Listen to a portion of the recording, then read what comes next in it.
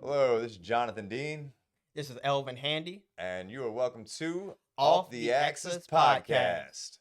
where we're going to be reviewing topics from a little bit of a different angle, trying to give you a different perspective, different information, a new take on some things. And we'll be releasing an episode every week, once a week. It should come out around Wednesday, so look forward to every Wednesday we have an episode out for you to gain more knowledge on topics. We're gonna try to mix it up a little bit. We'll cover political topics, but then we'll do little international topics too, and put some fun topics in there as well. Absolutely. Elvin's going to kick it off today. What you got for us today, sir? Today I got Mamdani. As we all know, he won a recent mayor race last week in New York City. So I want to really kick it off and really start the podcast by diving deep into Mamdani's policies and see if they're really good for New York. Will it crash New York and burn? Will they burn with him, or will they rise and have prosperity, I guess? We're going to see. We are definitely going to see. All right. What's your first thought about it? Okay, well, my first thought about it, the first thing I wanted to I wanted to look at his victory speech, because a lot of times, especially on I would say the Democratic side, they come at voters as the unifying party. So I want to see if his victory speech, is unifying to the city of New York, or is it calls for a division. So let's see how he reacts to his victory last week. All right. Look like you should be eating a piece of cheese. Piece of cheese. Look at him. He just looks like a rat. He looks like a rat. He does look sneaky. I do have to. He looks so sneaky. He does. He does. He looks like world hide and seek champion. Yeah. The sun may have set over our city this evening, but as Eugene Debs once said, I can see No, they don't even know who Eugene Debs is. Oh my goodness. Eugene Debs. Wait, who is Eugene? Don't ask me. Oh, I yeah, I don't know thought either. you- I don't know either, but I know they damn sure don't know. If I don't know, they definitely don't know. Yeah, that's true. for as long as we can remember, the working people of New York have been told by the wealthy and the well-connected that power does not belong in their hands. Fingers bruised from lifting boxes on the warehouse floor. Boxes are so heavy, sir. Palms calloused from delivery bike handlebars. Knuckles scarred with kitchen burns. These are stove's so not hot. hands that have been allowed to hold power. And yet, over the last 12 months, you have dared to reach for something greater. Something different for sure. Yeah. Tonight, against all odds, we have grasped it. The future is in our hands. I mean, it really wasn't against all odds. You were on the ballot twice. Nobody else was. My friends, we I heard are about that. told I heard about that. political I heard about that. He was on the ballot twice. Well, What was that about? In New York City, I guess you get nominated by a party, by a political party. Okay. And there's so many political parties in New York City. Right. So I think Mamdani got nominated by the Democrats. He got nominated, by 2 or 3 different political parties in New York City.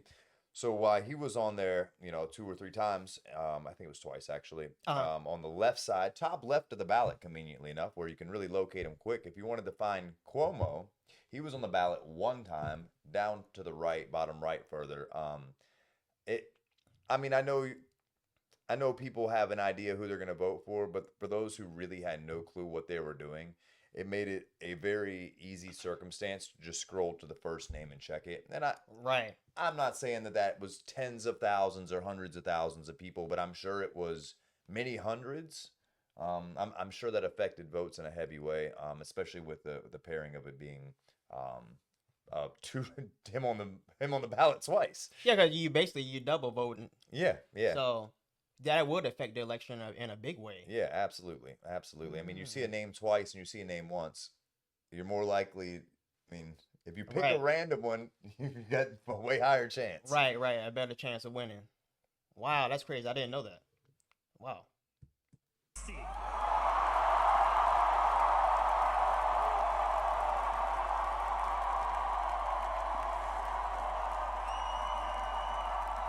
Smiles on face.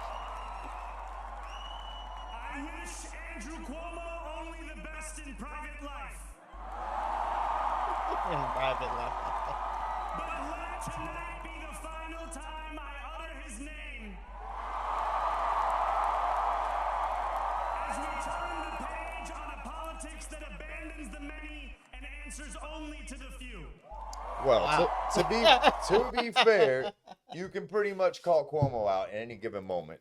He did stick COVID patients in nursing homes. Yeah, that's true, he and did. kill tens of thousands of elderly. So He did. I mean, what are you supposed to vote for? An elderly murderer or someone who murders people of all ages through? And I'm not saying Mamdani is a murderer per se, Right. but socialism has been the cause of death for far more people than Cuomo ever will be. Exactly. And when we get into his policies later, that's exactly what it's gonna point to, how socialism over history has just annihilated many different countries, especially Venezuela. It tore through Venezuela. Yeah, their inflation is crazy. Over a 1 year period, I think it was less than a year. The value of their money decreased by more than 50%. Wow. Yeah. Dang. So that's just the whole famine, food shortages, everything. No hospital care. It's terrible. And that's what his policies mirror exactly what Venezuela has. So it's crazy that they voted for somebody like this. New York, tonight you have delivered a mandate for change. A mandate for a new kind of politics. A mandate for a city we can afford. New. Just a new. And a mandate for a government that delivers exactly that. We never heard this mandate word until Trump started using it. Now every time anybody wins from any political party, like, we have a mandate. Like, Yeah, they're trying to steal his lingo, the way he yeah, I mean, talks and the way he's pretty goes about things. He's pretty creative. He puts some zingers out there, so I can see how you'd want to feed off that. But Yeah, he's a great marketer. I'd never heard anyone be like, "We have a new mandate for our election." I've never heard that until recently. Yeah, me either. No, that's something new that Yeah. politicians do after he did it. Definitely.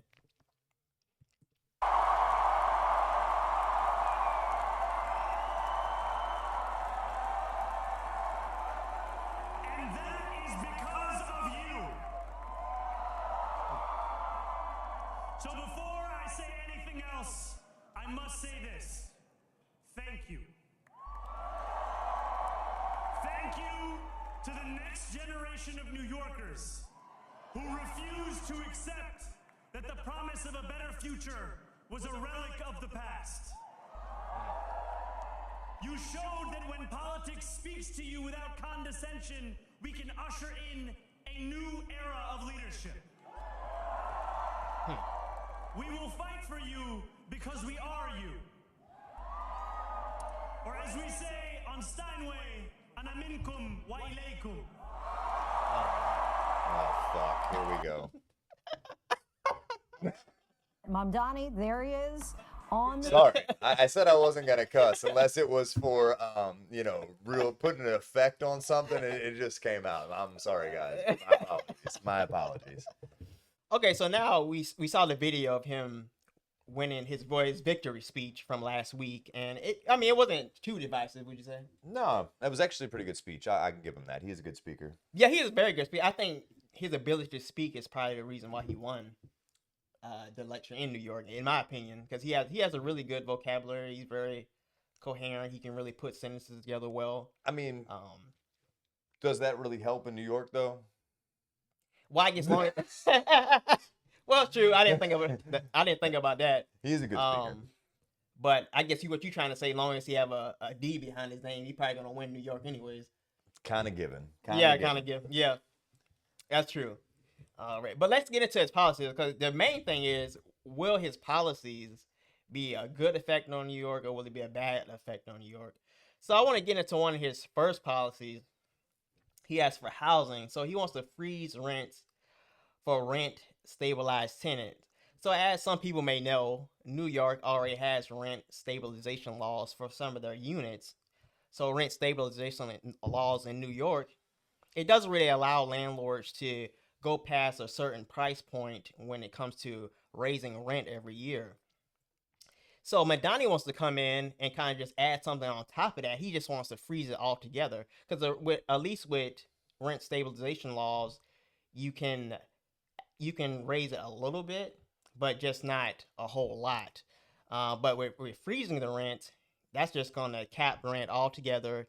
It can't go past a certain point, and then that's really going to cause landlords to really struggle to keep up with their overhead because if you're capping your rent for landlords are not going to be able to raise their rent prices to be able to keep up with the overhead that they have every year. So with inflation we have every year, that can increase a landlord's amount of overhead, such as maintenance costs and etc. So with him freezing the rent, it's going to cause landlords one to either escape to other cities and invest in other cities to start properties there where they don't have to worry about rent control and rent freezing, or two, another tactic that landlords do, and they already do this in New York with rent stabilization laws, they will leave a lot of property vacant.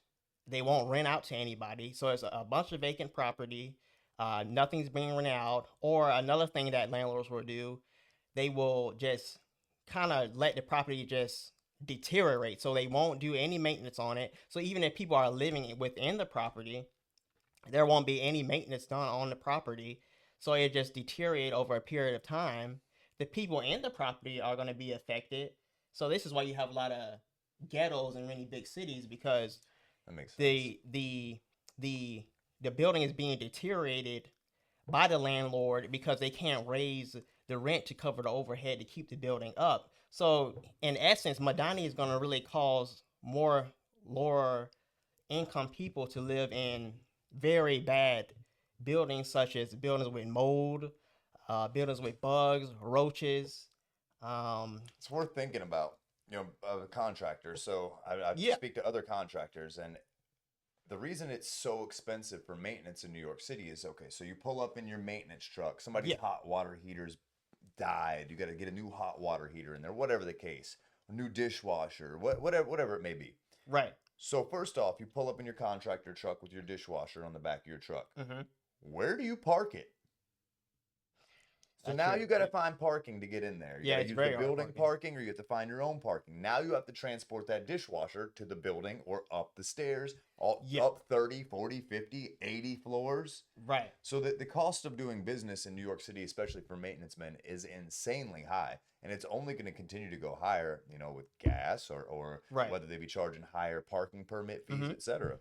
And that cost is going to be passed over to the landlord. Absolutely. And Right. I guess there's another thing, I don't know if you know, how has rent stabilization worked out for them currently? Because I really don't know. I mean, from what I know, their rent is already insanely high in New York City. Well, from my research, it seems like a lot of landlords, they're finding a ways around it, such as, like I say, leaving a lot of their properties vacant, or another tactic they will do too. They will transition their rental properties over into non-rental properties, so they'll make them condos and things of that nature. So it's a way that landlords can really get around the policy. And the sad thing about it is, when landlords are getting around the policies, like transferring their rental properties to condos or just leaving them vacant and not renting out to anybody, it's sad because the low income people, it creates a housing shortage. So now, since landlords are not renting out and they're finding ways around it, there's less units to go around for low income people. And what happens in a shortage in the free market? Prices go up. Yeah, its prices go up. So at some point they're still going to be able to manipulate the market. Yeah, that's true. That's true. Yeah, they're still going to be able to. You can only stop them so much. Yeah, that's true. And another thing Mamdani is gonna cause with freezing rent as well is he's gonna create a two-tier problem between two sets of people, because when landlords, so cause how it goes is some landlords own controlled properties and uncontrolled properties. So if a landlord is taking a loss on a controlled property, they're going to move that loss over to the uncontrolled property, so they're going to raise rent double on the uncontrolled property. So the middle class people that are staying in the uncontrolled property, they're going to get hit double as hard. So you're taking an affordability crisis from one set of people and you're transitioning it to another set of people. So rather than it being the haves and have-nots, Right. it's the haves and make everybody have not. Right. It's right. essentially another way in which socialistic policies destroy the middle class. Right, exactly. And he's also going to hurt the tax revenue as well too, with freezing the rent policy as well, because what's going to happen is when landlords skip maintenance on their properties and let them deteriorate over a period of time, as you know, that's going to lower the property value. And when you lower the property value, that means taxes can't be charged as high on that property. The tax value is going to go down too. So you're going to take in less tax revenue in your city. Never even considered Right, that. exactly. Never even considered Exactly. that. And all these free policies he wants, he needs as much tax money as he can get. Oh, I'm sure he'll get it. And They'll find a way. exactly. And you know this, working in construction, that the biggest taxes most cities get are their property taxes. Absolutely. So if you're taking a hit on property taxes, you're in deep trouble. Yeah. Yeah. Unless you're Florida and then you just want to get rid of them. We don't need that money. We're doing just fine. Yeah, that's true. That's well, yeah. That's budget surplus in the great free state of Florida. Yeah, in the great free state of Florida, definitely. What else? But we do things different down here. You don't say. All right. So moving away from housing, let's go to his next policy, which is wages and economy. So he wants to raise NYC minimum wage to $30 an hour by 2030. Now, I have a problem with raising minimum wage because of the mom and pop businesses that can't keep up with the raise of minimum wage. Like a big corporation like Amazon, a Walmart, Target, something like that, they can keep up with raising minimum wage. But when you They can are also automate. yeah, they can automate just as well. automate and get rid of the job. A person owning a business that nets 250K a year can't afford automation. No, they cannot. And Amazon just laid off thousands of people due to automation. So There you go. that hurts that as well. But the policy of raising the minimum wage to $30 an hour, I feel like that's going to cause a downturn with the mom and pop businesses in New York, because since quite a few of them won't be able to keep up with a $30 an hour minimum wage, what's going to end up happening is they're going to lay employees off. They're going to not give raises as much to employees. They're also going to maybe move out of the city, start their business somewhere else. So really what's that's in essence is doing is causing an employment shortage within your city. If New York does this, I mean, some people just aren't going to be able to afford it, and they're going to close their business. So Exactly, they'll You're close their ruining business some too. people's something they've worked their whole lives for. right. So yeah, so that's true. So you're closing businesses, or you're either making a downturn in employment where people won't be able to find any jobs because mom and pop businesses are not going to be able to hire people, or a lot of people, at that rate. Which is especially important for for high school students coming into their first job, young college students trying to pay their way through school, or Yeah. maybe they get grants and some loans or whatever, which helps them with their housing and helps Exactly. them with their food costs, etc. But they need some more money, whether it be for the books or they need a new computer, and them not being able to get jobs is going to be tough. That will be tough. So in essence, with a policy of raising NYC minimum wage to $30 an hour, I think that's really something that he should do away with and not really go with. Well, we've seen also what has happened in on the West Coast when they've raised these minimum wages. Yeah, I think they raised it around $30 an hour too. And we've seen massive closures in businesses. Yeah, Massive. it caused massive closures, or relocation to some other city or state that doesn't punish the business in that way. And then what he's also not thinking about too is when you affect your city and your citizens' a way of living and they can't make money, you're also going to affect your consumer market. So all the taxes that he's going to be racking in sales tax, local tax, from his consumer market in New York, that's going to be hurt, because when people don't work, they don't go out and spend a lot of money. So that's another tax revenue base that he's going to be affecting, just like with the freezing of rent. How you going to affect the property tax rate? He's going to affect the sales tax rate. Sounds like the hole keeps getting deeper. Yeah, it definitely keeps getting deeper.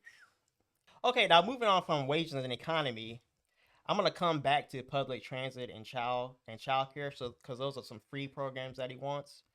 But I'm gonna go over to public safety. So with this public safety, this has been a talking point by Democrats for a long time, that they kind of want less police presence and they want more social worker presence.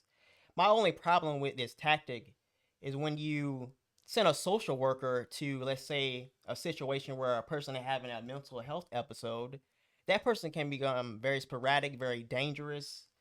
And a police officer has the training, the weapons in order to handle violent situation. A social worker does not. So sending a social worker, especially unarmed, into a violent situation is just not a good approach, in my opinion. What do you think? This is a really interesting topic. I do agree that there is a time and a place where maybe we send social workers instead of police officers, but that time and place is a very narrow path. It's not a blanket. You can't handle it as a blanket situation. It's A, the safety issue, B, the cost. If you're sending a social worker and a cop, your price is doubled. Yeah, it does. And also, I don't know. I'm sure New York police officers get paid a higher wage than many across the country. Definitely. Because you have to, because the cost of living. Definitely. But I would assume the same as with social workers, and social workers typically have a 4-year degree, whereas police officers typically do not. So is it even going to save money, or is this just a public safety concern? It sounds to me like it's going to cost more. Yeah, I would say.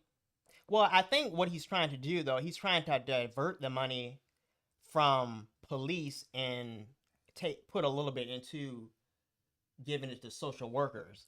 So what you're going to end up is you're going to end up having less police officers, but more social work people. And we've seen here in Tallahassee what happens when you have a reduction in police force. We've had a reduction in police force since I moved here in 2012. And crime has exactly the graph. If you put the two graphs beside each other, the crime has increased at the rate at which police officers have decreased.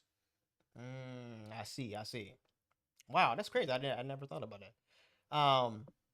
So I really think this policy right here, this public safety policy, I think if he takes the approach of sending social workers out instead of police officers in violent situations, I think overall that's just approach that a city cannot take. I think he needs to also move away from this policy and really go with something else. Really, you need to really up, in my opinion, your police presence. I know a lot of people are scared to up their police presence, but I don't think that upping your police presence is necessarily a bad thing. I think it deters a lot of people from committing crime in the first place. I think the only thing you don't need to do is give police officers more authority.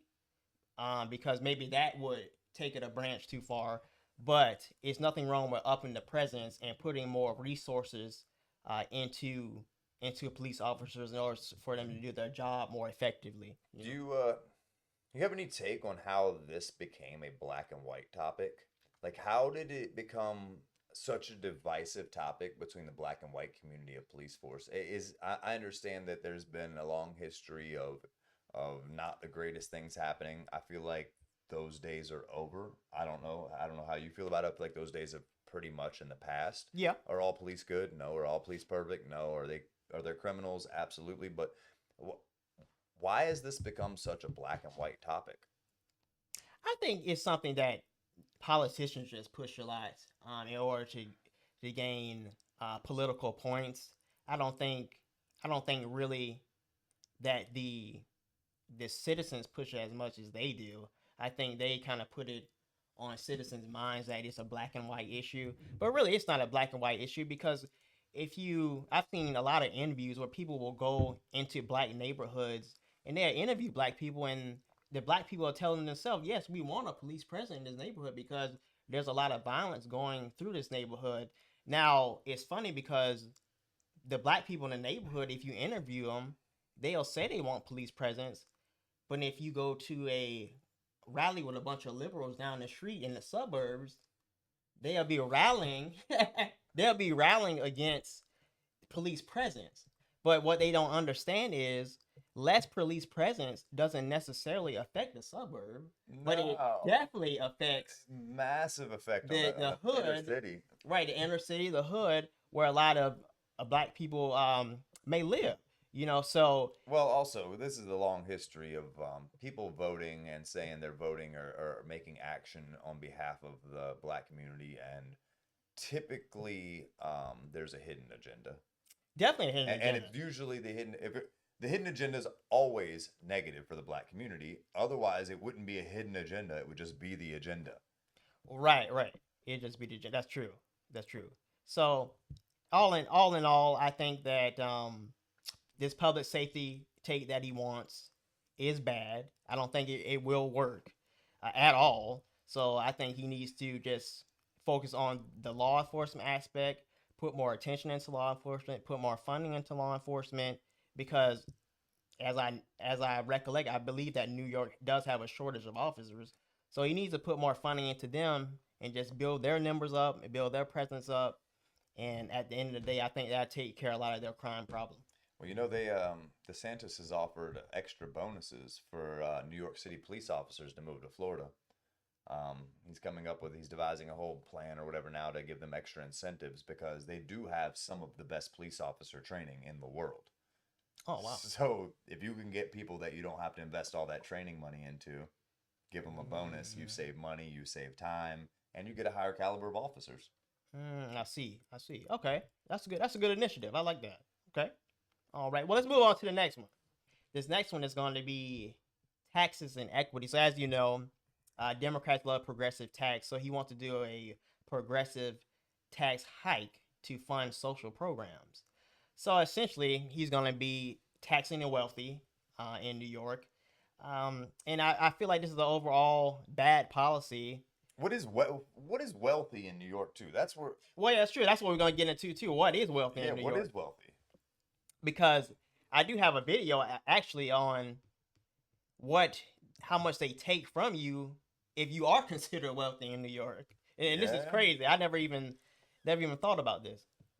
Here's what a $1.5 million salary looks like in New York City. So if someone makes $1.5 million, solid. you don't take home all that money. Correct. You probably take home, if I had to guess, $900K. Okay, we'll see. Federal tax. Guess how much it costs? If you live in New York City, that's a huge one. I'm going to say it's 30%. It's federal. It's the same everywhere, dude. Okay, Shut roughly 33%. It's $506,470. So already you're not a millionaire. Correct. That's that quick. Stupid. Next is state tax. This is the last one I'll have you guess. Okay, I'm going to say 5% of your salary. I can't do the math off my head. I think it's closer to 10 to 15. State tax is $143,978. Jesus. Wow. Then you have city tax, $57,705. They have a city tax there? They have a city tax to live in New York City. That's why why don't you just live in Jersey City? Next you have Social Security, which is $10,918. Which you'll then never you got to see. pay for Medicare. Yeah, definitely. Which is $33,450. Which I'll never see. Paid family leave. It's a fraction. Which I'll never It's see. only $355. Paid family leave. Well, it's money. That comes to a total tax percentage of 50.2%, which is $752,876. So you're making less than half of the money that you earned that year. Correct. The money you earned that year, your net income would be $747,124. Here's what a $1.5 million. That is so disheartening. Now that's what their current.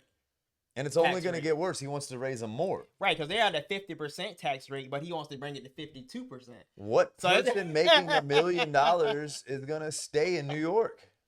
Personally, if I was making $1 million in New York, I'm definitely not staying in I'm New York. moving across the Tappan Zee Bridge and I'm taking my happy ass to Connecticut.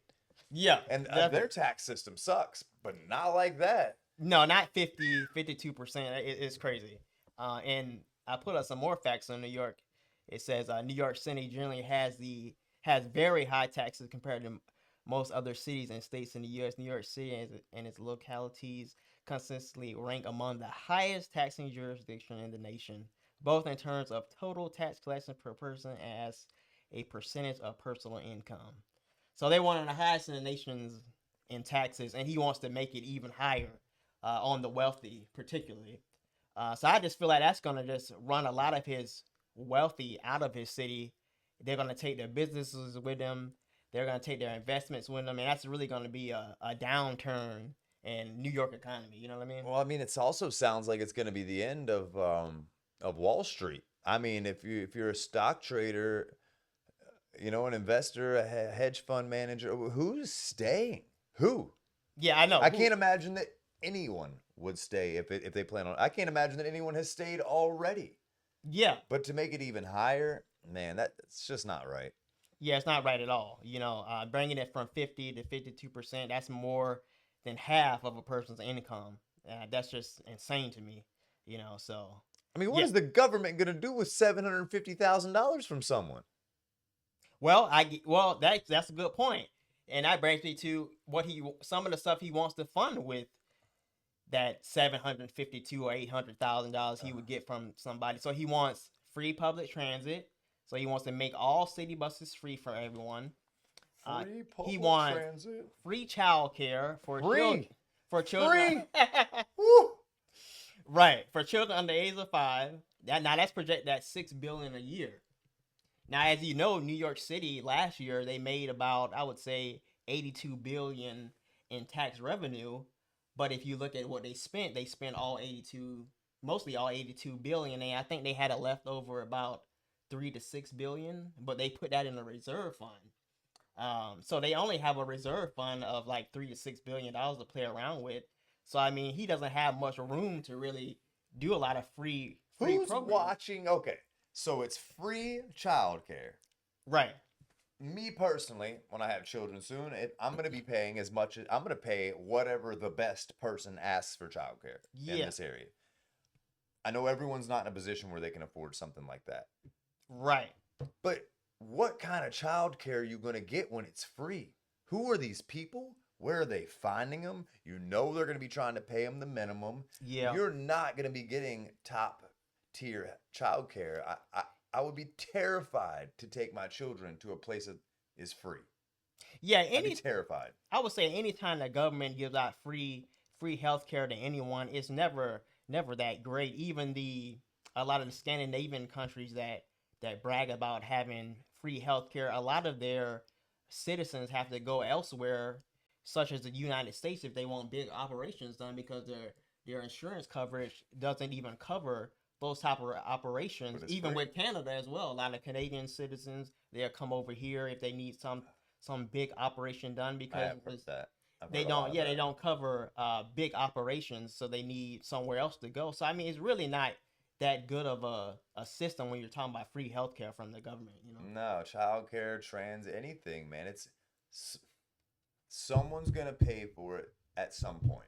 And when you introduce bureaucracy into any system, it makes it exponentially more expensive. Yeah. I mean, you're trusting other people with your money rather than yourself. Right, and that's when you say it makes it more expensive, that goes really hand in hand with what happened with Obamacare. As soon as Obamacare was initiated, a lot of premiums, shot through the roof because you're adding that bureaucracy to it, and that premium is just gonna just shoot up from it, adding that component. I mean, I was gonna touch on this later, but might as well get it out now. Yeah.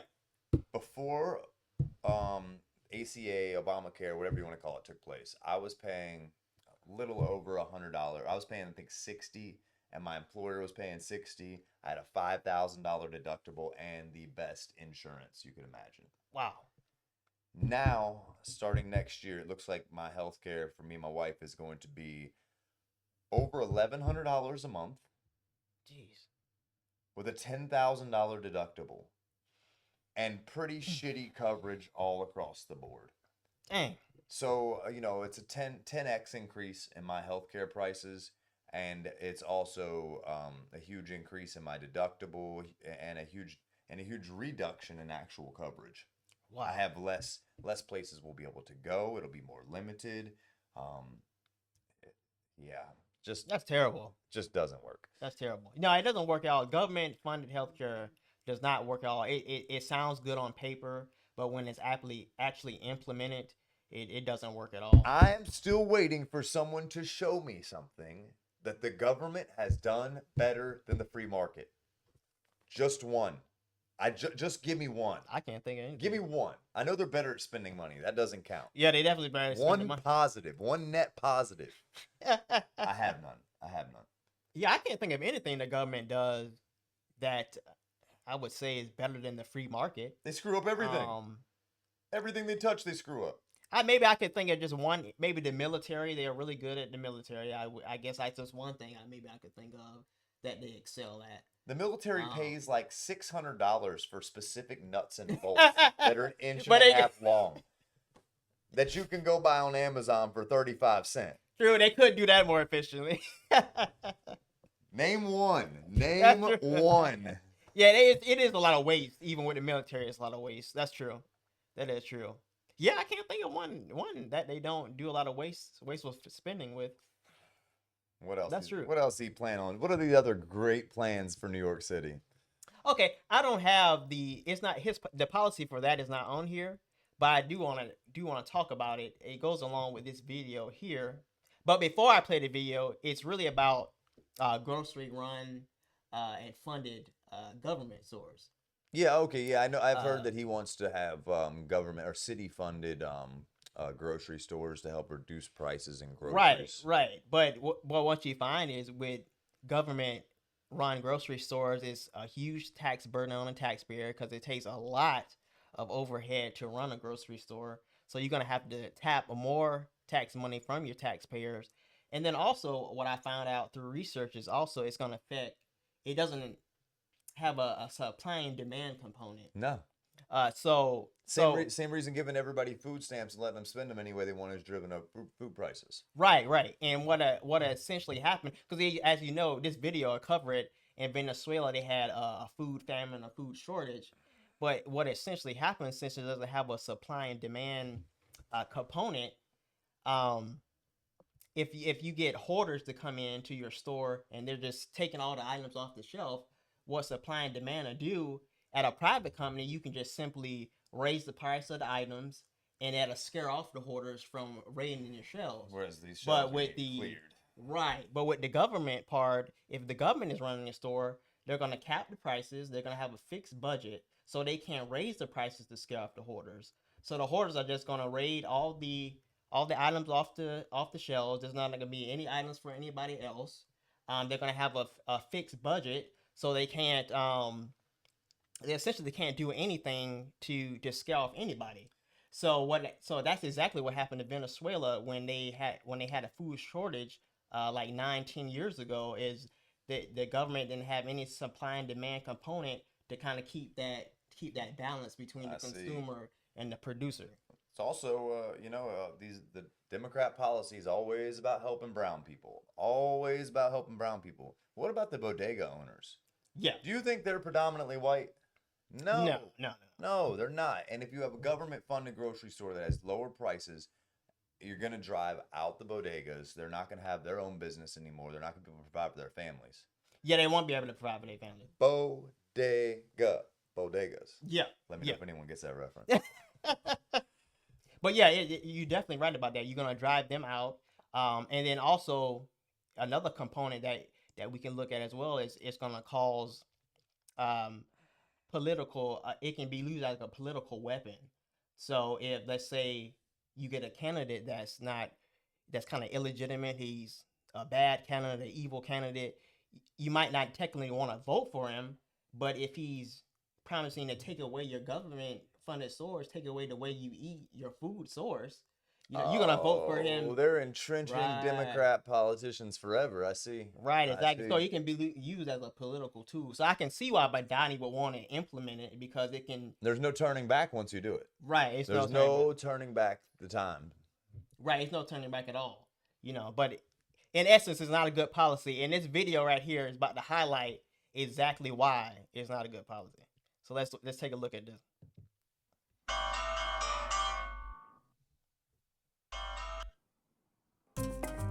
In most countries, when you're out of food or cleaning products, you just go to a shop and buy the essentials.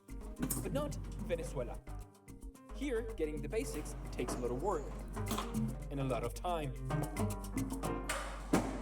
It's Friday in the morning, and like many Venezuelans, I'm gonna go around the city looking for products. Here I have a list, 8 essential goods. Their prices are regulated by the state. Yo, which is homie, move partly in. the reason why they're so scarce. First off, my local supermarket. Weird, no queue outside. But Look at that line. Just to get into the grocery store. What? lately, Venezuelans are queuing in basements. Some say call this is it because the queuing. government And they wants to put them hide in the queue, basement while so that others way it say it's doesn't because look they bad don't for their want people to get- politicians. Right, so if cameras around, yeah, exactly.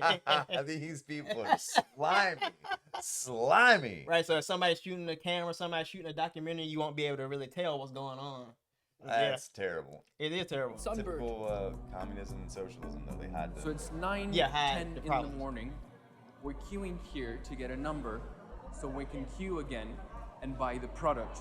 We don't know what they have right now, but someone told us that they have cooking oil.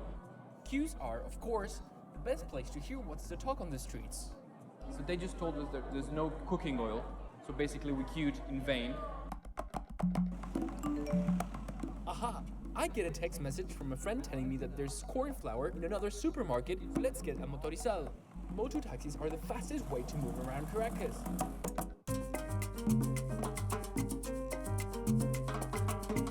So you gotta travel around the whole city just to find food. Just for corn flour. Yeah. 10:30 in the morning. We've been out for an hour and a half now. We haven't been able to buy anything. We got to another supermarket. We got our number. People here just told me that they've been looking for products since 5 in the morning. How do you work when this is what you got to do all day to get food? I believe at some point in the video he said some people actually just take a whole day just dedicated to finding food. His list was only 6 items long. Yeah, but it takes the whole day just to find those 6 items. Oh my goodness. So I was finally able to buy something, corn flour, which is one of the most precious goods here in Venezuela. It's 12:30 in the morning. Gonna keep going. Not Critics say eggs, the not cause of chicken shortages breast, not is price beef. control. Corn Which make flour. reselling Just the too basics. profitable and producing, well, the worst business ever. But the government says scarcity is part of an economic war which hides, smuggles, and hoards products to destabilize the country. To tackle this, the government is trying to control shoppers. The last measure was installing fingerprint scanners in supermarkets. I spent the whole morning looking for products. I just bought detergent and dishwashing soap. So in total, that's only 3 products on my whole list. Oh my. Studies say that Venezuelans spend an average of 8 hours a week looking for products. What? Some people even take the day off to A embark whole on the work quest day for every basic week just goods. looking Yeah, he just for said it. that they have to Made take a the job day off out of just the to hunt find for food. goods, selling them off at a higher price. So it's Daniel Pardo, BBC it's News, destabilizing the country through by limiting Thank you so much productivity for as being well. here. That's I wanna that's start with the- really wild. Right. So that's go back to that food shortage thing I was talking about. When you have a bunch of hoarders that's just taking stuff off the shelf, if you don't have a supply and demand component, you're not gonna be able to counterbalance that. So it just ends up like that, where it's just food shortages everywhere. I Yeah. can't imagine. I would fight everybody. I'm not nice when I'm hungry. I know, right? I'm fighting everyone in that line. Yeah, it's crazy. They're sending me to the gulag. Yeah, Bro. They're sending me to the gulag. But yeah, so that's pretty much the gist of Mamdani's policies and what he wants New York to look like, his vision for New York. In my opinion, I think his policies are going to be a disaster for New York, and it's going to create an economic downturn. It's going to force a lot of people to relocate and move somewhere else. But hopefully, in the end, it works out for him. We'll see. We got hopefully, yeah. So we got some years to really sit back and look at this experiment and see if it works out for him. So This experiment's been done. It don't work out, guys. I'm letting you know now. yeah, But good luck to them. If you're gonna be dumb, you gotta be tough. All right. So our next topic of discussion is going to be a conservative's wet dream, a government shutdown. Everybody's irate about it. These staunch fiscal conservatives have been doing cartwheels, backflips, jumping jacks, and high fives. Woo! All right. So I know some people are struggling. Highly unfortunate. We got to find a way to help people out. We got to find a way to get people to work, making their own money, providing for themselves, etc. But the people that actually need help, that's who it's sad for. The people that actually need help. and a lot of people don't really need help. So hence why a lot of conservatives, such as myself, you know, you hear government shut down and you're suddenly not flaccid. Just is what it is. So I guess let's start off with a little video here. The shutdown has been going on for 40 some days. It's the Republicans and Democrats have really been butting heads on this. Yeah. Republicans have offered on 14 or more occasions, to do a continuing resolution, a CR. So essentially what that does is just everything keeps continuing to be funded as was. So we get continuing resolutions every year because Congress won't do their jobs. Okay. So every year we got to pass a continuing resolution, and then maybe 6 months after we're supposed to have a budget bill, they finally get it done. But up until that point, they just pass CR after CR. I see. So I believe it was 14 occasions Democrats have refused to sit down and look at it and do a CR with Republicans. Let's just go over some of these. And over the gist of it, you only needed 6 Democratic votes? Yeah, you needed 6, and I believe we ended up getting. There were 8 votes from Democrats went inside of the Republicans to go ahead and start ending this shutdown. Okay. It's not over yet. Tomorrow we have final vote. Okay. And then that will get passed to President Trump, and he will likely sign it. Right. But yeah. The shutdown. It's been going on for 40 some days. Wow. Day 3 of the shutdown. Dems reject to come to the table for a CR because they were having discussions about the military possibly not being funded. We ended up having a private funder come in for the military. I don't know if you heard about that. I think I did hear about that. Some private funding. That was it was Trump's friend, right? Yeah, it was Trump's friend, and I think they donated $130 million to the U.S. Department of Defense. Wow. Specifically for military salaries and benefits for active duty members. Congress accepted the donation October 24th as a gift. So they were still getting paid, but there's a lot of things. Section 8, new vouchers were delayed for many weeks. So if people are trying to move into Section 8 housing that was already lived in still continued to be lived in, but there were no new vouchers. Okay. It did pause WIC and SNAP. I think it was 42 million recipients. Yeah, 42 million. Either delayed or halted, or had some kind of issue. I think some states ended up providing that. But at least 25 states have announced interruptions. Wow. So that's huge. That is huge. 'Cause that never happened in history. No, never in history. I think this is the second longest shutdown we've ever seen. And SNAP benefits have never been paused. Never. Since they initiated. Unfortunately. Like I said, I know some people need help. I get it. Definitely, yeah. But it's meant to be a temporary solution. It's never meant to be something permanent. No, not a permanent, lifelong Band-Aid. It's just people are living on it for too long. It's crazy.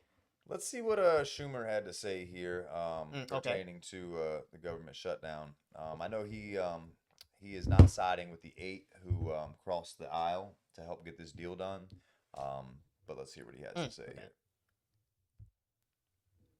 The American people have now awoken to Trump's healthcare crisis. Healthcare is once again at the forefront of people's minds. People now see that premiums are about to skyrocket.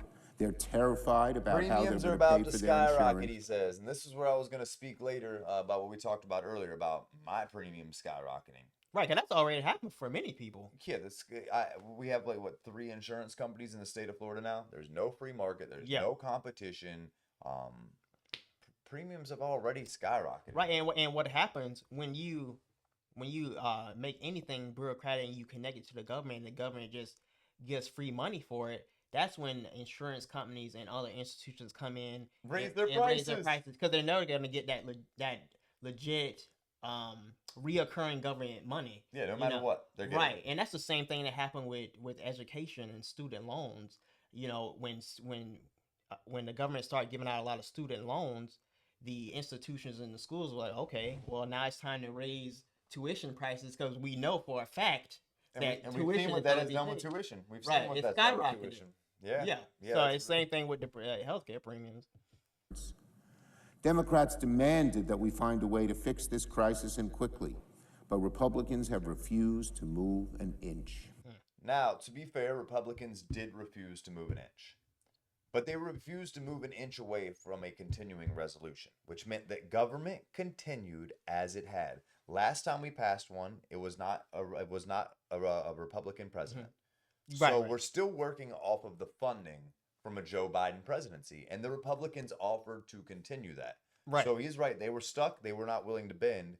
But what they want to do with these ACA is they want to add a lot more money coming out of people's pockets to go towards more benefits for ACA.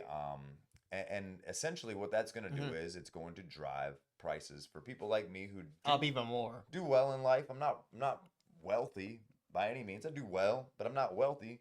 And you shouldn't be paying $1,000 or more in health insurance. That's crazy. Absolutely not. I'm not getting that service. Last year I had no health insurance. I broke 3 bones in my hand, tore a hamstring, severely sprained my ankle, and I spent less than $2,000 remedying all of that. Wow. So why would I pay $13 a year in health insurance? That's insane. What they really should do is they want to keep putting more money in this ACA and everything. What they need to do is just get rid of all of the money that's rolling over to individuals through the ACA, and give people an HSA. If you want to give them something, give them a health savings account. Yeah, where they can personally put money into their savings, manage it, and rather than giving this money to the insurance companies, who are just going to raise prices, give everybody an HSA. That's a good idea. The same amount of money, put it in the HSA. Yeah, that's a very good Let idea. people manage their own lives. Yeah, manage their own lives. Exactly. And get the government out of it. So I cannot support the Republican bill that's on the floor because it fails to do anything of substance to fix America's healthcare crisis. They just have 4 years. Right. Why didn't you fix it? So what we're gonna do next this is typical of actually Schumer. take some questions, and he's a grandstander, man. Yeah. I actually think that this government shutdown is going to really play out bad for them. We have 8 dissenting votes from the Democrats already, who sided with the Republicans, and now we see this massive fracturing. There's senators and congressional members who are all saying real bad stuff about Schumer now. It's time for him to retire. He no longer has the political formability or power that he once had. So people are really ready to. It looks like this may have actually caused a bit of a split in the Democrat Party. Really? I know Nancy Pelosi is retiring, so that might be a reason why. She made enough money. She made enough money off insider trading, guys. She's good now. She could pay for all our health insurance. I don't know if I was seeing. I don't know if I was seeing a lie earlier, and maybe it was a meme. I can't recall, but somebody was saying something pertaining to her daughter. Is now going to go run for Senate for the same position, the same Senate seat. I think so. I may be wrong. I hope you're wrong. I may be wrong, but I'm fairly certain that's what I read earlier. But let's see what Johnson had to say about the situation. I'm thankful to welcome you to what appears to be the beginning of the end of the longest government shutdown in U.S. history, as shameful as that is. So it was the longest. I don't think it's coincidental, you know how I think, but it's after 40 days of wandering in the wilderness and making the American people suffer needlessly, some Senate Democrats finally have stepped forward to end the pain. It appears to us this morning that our long national nightmare is finally coming to an end, and we're grateful for that. The Senate's vote late last night of 60 to 40 opens the door now. The Senate is moving forward on an amended House CR, a continuing resolution, that will reopen the government until January 30th. Okay, so this is the problem. We get a continuing resolution all the time. We know that the Democrats refused it 14 times, but I don't know a time in my adult life where we have not had a continuing resolution. They can never get the budget done. Yeah, never get it done on time. Never get it done. Sometimes we don't even get an actual budget deal rather than a CR for 4, 5, 6 months after it's due. And we're paying these people to run our country. Yeah. We're paying them to run our country, and they can't do a simple budget. That's it. And that's their main job, is to control the purse of the nation. That's it. Yeah, that's it. That's it. Your job is to figure out the money. But I feel like they take a lackadaisical approach. They don't care because regardless of if the government is open or shut down, they're gonna still get their paycheck in the mail. Yeah, You know? and ultimately, most of them aren't relying on that paycheck anyway. They're relying on who knows what. Yeah, Guess we insider trading and everything. Yeah, we could ask a bunch of them, and they'd have 100 lies. Yeah, true. Added to that are provisions to fully fund SNAP provisions through the end of the next fiscal year, which is September 2026. Guaranteed back pay for all federal workers who have been made to endure these hardships do that. If you go over the to work, last you several get paid. weeks. Yeah. And it also includes passage of 3 appropriations bills, which we're grateful to be moving through the process. That is the Military Construction Veterans Affairs Bill, it's the Agriculture Bill, and the Legislative Branch Bill. The Senate will be back in session this morning to finish their job, and we're certainly praying that they do. They'll need unanimous consent from all senators to fast-track their final vote. As you know, there are some procedural hurdles that one or more could throw in the way, but we certainly hope that they won't do that because so many people across this country are desperate for the government. Oh, they're going to have hurdles. Yeah, they're gonna have a lot of hurdles. They're going to have hurdles. This battle's not over yet. No, it's not over. Not over at all. Well, yeah, like I said, man, I guess it's a good thing to finally have it done. I don't know. There's people out there that need their money. I get it. There's people working who deserve to be getting paid. Definitely. But, you know, and that's who we gotta look out for, people that, you know, are disability or are elderly, can't work anymore. Those people deserve to get paid. It's the people that just abuse the system, have kid after kid every year, just to collect another paycheck. That's the ones that we need to redefine the system for, and kind of do it in a different way. Maybe put limits on it. They were able to make some moves while it was shut down. I believe now it will be 80 hours a month must be worked to receive federal food help. That's great. That's a move in the right direction, because before, I'm assuming it probably was nothing. You had to. Yeah, it was very low. I think you had to put in an application for a job X amount of times a month or whatever. It was very, very simple. And the 80 hours isn't just for a job either. It can be 80 hours at your job. It can be 80 hours of community service. It can be 80 hours of public service. Okay. So there are options out there. Oh, I can't get a job to get my 80 hours. Well, go to the soup kitchen, homie. Yeah. Hand out some food. Do something. Do something with your life to help your country prosper. Otherwise, you don't deserve anything for free. No, not at all. You gotta contribute something to get benefits. You know, I mean, you just can't contribute nothing. A lot of that going on, though. A lot of that going on. Yeah, because I didn't even know it was 42 million people that use SNAP. 42 million people. I was shocked. That's shoot. We got 350 in the country. That's a huge chunk of. Have you ever had to have any kind of food help or anything as an adult? No, I haven't. No, me either. I had times where I thought that I was gonna need some help, but during COVID, when my business got shut down for a while, thought I was gonna need some help. It ended up being okay. Thankfully the government paused rent and paused electricity at that time, so that helped me get through without needing any. But those type of events, that's like a once in a lifetime type of. If it's a once in a lifetime. Once in a lifetime scam tragedy. Shut people down for months on end. Right, and that was kind of government inflicted. Yes. So that made even more sense to kind of help people with that, because you caused it. Yeah, if you're gonna make me stay at home, right? You better send me a check. Right. Send me something. Right. All right. Well, that wraps up that. Let's talk a little something else here. Have you watched the Sydney Sweeney interview by chance, or have you seen the commercial, the American Eagle jeans commercial, anything like that? No, I haven't. I haven't seen that at all. Let's see if we can if I can pull up the jeans commercial. Okay. It's been very controversial. And it's been super controversial. Let's see if we can just get the commercial here. Here we go. I'm not here to tell you to buy American Eagle jeans. And I definitely won't say that they're the most comfortable jeans I've ever worn. Or that they make your butt look amazing. Why would I need to do that? But if you said that you want to buy the jeans, I'm not going to stop you. But just so we're clear, this is not me telling you to buy American Eagle jeans. Sydney Sweeney, Hasbro jeans. You see what I did there, right? All right, so there's the big controversy. So the controversy is on her, on the jeans. On, I guess people are saying it was a play on words. Sydney Sweeney has great genes. They are saying that it means genetics and that a white person shouldn't be allowed to have great genetics. Oh, wow. I guess. Crazy. Or I guess they're inferring that somehow she's implying that her genetics are better than another person's. Which, I don't know. let's be fair. Some people have great genetics and some don't. She has great genetics. But yeah, it's caused a lot of backlash. People have really gone after her. They went after American Eagle. American Eagle stepped up and stood by her.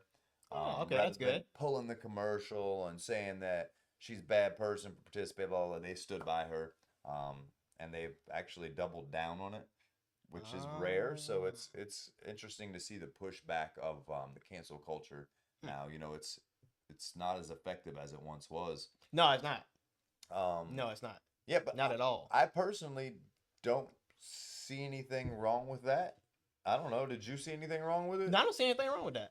So she did a follow-up interview to this? Yeah, she did. Let me see if I can pull it up really quick. I lost it here. Yeah, she did a follow-up interview. I'm just going to take a wild guess and say you're not going to be the biggest fan of this lady.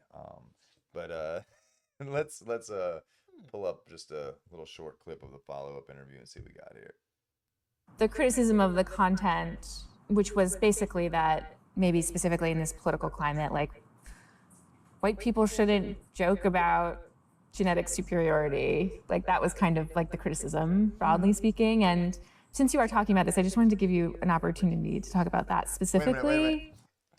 Since you're talking about this, I just wanted to give you the opportunity to apologize and say you hate your people so much. That's crazy. It's insane. These it's- people are insane. It's self-hate. Self-hate. About this, I just wanted to give you an opportunity to talk about that specifically. I think that when I That's ridiculous. have an issue that I want to speak about, people will hear. Boom! The criticism of the Just content. said, when I have an issue I want to speak about, people will hear. That's pretty solid response. That's a good, solid political answer. She tried to bait her several times throughout the interview. We won't watch the whole thing, but you know, several times they tried to they were clearly trying to get her to apologize for a joke. Well, she didn't write the commercial. Right. She has some writers right there. She's an actress. Right. She just acts. She don't write. Got a check. Right. And went and did a commercial. Exactly. Because she's hot. Like, that's it. So I just really, I think this is just one of those topics where I don't quite, did the Gene commercial offend you in any way as a black man? No, I don't think she was trying to say she's better than anyone else. I think she was just, she got a check for coming to do a commercial to advertise some jeans. Do you think American Eagle was saying that white jeans are better? No, not at all. Especially in today's climate. I mean, a lot of agencies and companies know not to even do something like that in the first place, anyways, because they know the backlash they would get from it anyway. So I mean, absolutely, it's no way that was their agenda to do something like that. It was just a simple commercial to market some jeans to people, and people just took it out of context and try to make it a racist issue like they try to do everything else. You know? I think it's kind of funny, honestly. I thought it was a pretty slick commercial, man. Like, it was a good play on words. It was simple commercial, not overdone, not with a bunch of bullshit in it. I did it again. It was a simple commercial, not a bunch of garbage in it. It was no, it was not at clean. all. So I personally, I've gotten great joy out of watching this happen. Out of all of this, man. The meltdown has been very joyous. But I'm pretty sure it was thousands of TikToks just melting down. Oh yeah, about this. Thousands of bots probably. Yeah. Thousands of bots probably. Yeah. I just want to get your opinion on it. I think she reacted with class. I think so. She said in the interview she doesn't like talking politics because she doesn't believe that it is her job as an actress to tell other people what to think. So she's not going to speak on it. So she just stays out of it. I She just stays out of it. Now, I'd venture to say she's probably staying out of it because she knows what'll happen if she actually speaks her views. Right. And this is the sad thing about being on the right. You're not allowed to freely express yourself. Not especially if you're in the entertainment Hollywood industry, because I mean the entertainment Hollywood industry is completely taken over by the left wing. Oh, So yeah. if you even a smidgen right, you're getting ostracized and kicked out if you even say anything that pertains to anything on the right. Which is weird too, because people are like, oh, I guess after the Charlie Kirk incident, a lot of people are like, oh, free speech has consequences. You can say, oh, I'm glad Charlie Kirk got shot in the neck. I hope we all do. But you have to live with those consequences of losing your job because you're representing someone else's company. Right. And I think that a lot of people were like, oh, well, it's the same thing here. But she's not saying vile, vulgar, hate speech. Right. She's not at all. Not at all. So, like, I don't know. It's I'm glad to see someone in entertainment both stand up for not having to tell everyone what to believe, and also someone just stand firm. Stand firm in what they believe. Don't let them shame you into apologizing. Apologize for nothing because you did nothing wrong.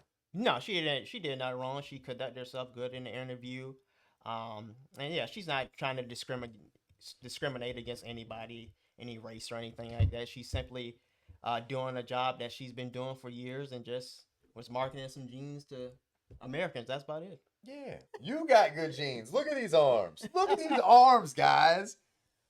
That's true. Not good jeans. Oh, no, you got good jeans. All right, guys. Well, I guess that wraps it up for episode number 1 of Off the Axis podcast. I hope you guys enjoyed it. I hope you pulled something out of it. We'll be back at you next week with some pretty cool topics. And got anything else to drop on them, Melvin? I don't think so. Oh, other than that, we were thinking also about maybe going over a crime series sometimes. So that might be another aspect you guys can look out for, that we'll analyze a crime documentary, maybe go over a few serial killers and kind of, touch on other things other than just politics, just to mix up and keep it fresh. Yeah, maybe we can get some humor in for you guys. Maybe we can do some we got a documentary Elvin's actually writing out now, which is going to be really exciting. We're not going to tell you what it is yet, but he's got it. He's done a lot of work on it. It's going to be really great. So look forward to seeing you guys again soon. Thanks for tuning in. All right, we'll see you in the next one. All right, bye.